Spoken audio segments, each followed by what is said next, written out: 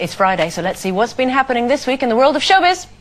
When I grow up, I wanna be famous, I wanna be a star, I wanna be a movie.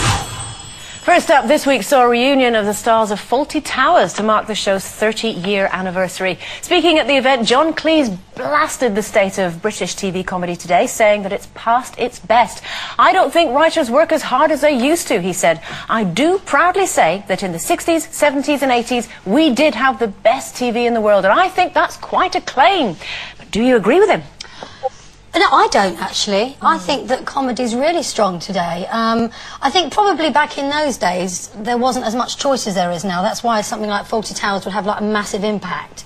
But I think, you know, with things like The Office and Green Wing and the IT Crowd, they're phenomenal comedy shows. And I mean, personally, I like stuff that's based on truthful performances, truthful characters, believable situations. And I think, you know, in those days it was like lots of...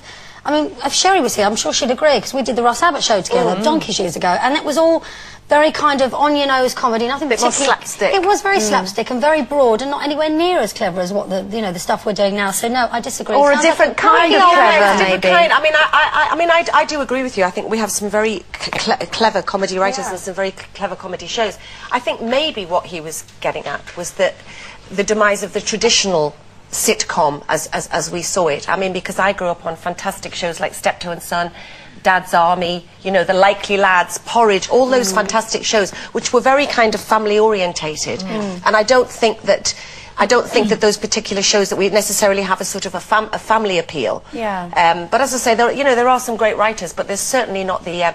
we had Ian Lavender on the other day, didn't we? And he was saying that, in a way, it's lovely that Dad's Army's being repeated, but in one way it's a shame that we're still sort of harping back and you know, reliving we do have things like Gavin and Stacey and Benidorm. I mean, okay, younger viewers may not necessarily get as much out of it, but it's pretty much family viewing. Younger viewers get Fawlty Towers, though. Well, I mean, that probably was not quite an adult thing. And also, they think that's really old-fashioned now, won't they? And I think we are in a situation now where I think comedy writers have got it so difficult because everything is so PC now. You can't have a good laugh at, you know, other cultures anymore. You can't have a good laugh about your mother-in-law and things like that anymore. So Les Dawson, I mean, it's difficult. We do on here, but I mean, we get away with it. But it's really difficult, I think, for writers now to write comedy. Well, people obviously aren't investing in it, and they don't give shows a chance. No, they don't. I mean, in the olden days, Only Fools and Horses wouldn't have made it past the first series. Well, it didn't.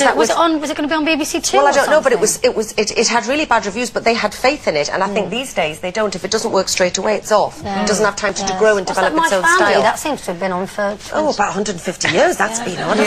Okay, next up, the #1 film in the UK this week is the X-Men movie Wolverine, and leading man Hugh Jackman has been revealing a little more than perhaps planned in an interview. Speaking, not revealing sadly, just speaking about the fact that he doesn't show everything in the film despite getting naked. He said it's a PG movie, so old James Roger down there wasn't going to be seen on the big screen. But we have to ask, do you think he's a little bit sad for giving it a name? Roger? Yeah. He can call it what he likes, as far as I'm concerned. She's so predictable. So predictable. Yeah. Is it Hugh Jackman or Huge? I think he got a Hugh Jackman. What's an acronym?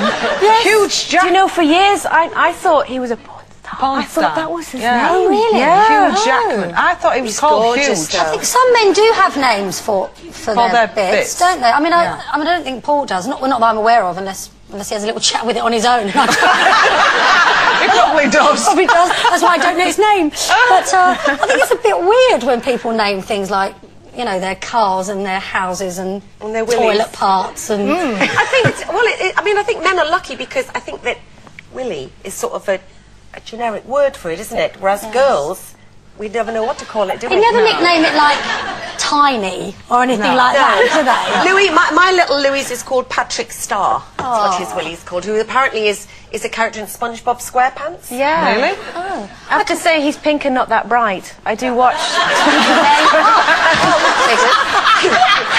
Sorry, Louis. Do you know we can depend on you for such a lot these days, Andrea? Finally, we can reveal that megastar Tom Hanks is a fan of Loose Women. Woo! Yay! Now, Jane, you can confirm this because you met him. I did. So jealous. It was brilliant. We're on the Jonothan Ross show tonight, and we pre-recorded it last week. And Tom Hanks, I was sat next to him at one point thinking, oh my God, it's Forrest Gump. You know, Like a proper movie star. You know, and it's one of my favourite films. The Green Mile, loved it. It was just charm itself. Jonothan Ross was fabulous. What a charming man as well. But I was really excited about meeting Four Puffs and the Piano. You know, they were fabulous. It was really And great. you were having a little flirt with somebody, weren't you? Dizzy Rascal. Oh. Yes. And were you? Well, yes. I had a little bit of a flirt. Oh. And that, Jane you know, Rascal, that's got a ring to it. it has. Well, I'm already dancing myself dizzy with one I've got, haven't I, really? So, We've got a little clip of you in action. Let's take a look. She can't talk about it. Do you not talk about it at all? So when this topic inevitably comes up on the show, you have to join in, of course. well, I just think some things are, you know, I think people who talk about sex a lot are not having it. That's all I say. I can't believe she just actually said the word. When she's on the show, she goes, you know when you talk about... You can't even say it, but you Well, my just mother's actually usually said it out watching, loud. sat there with a cheese and pickle sandwich, isn't she? So it's difficult for me to talk about bonking when my mother's watching.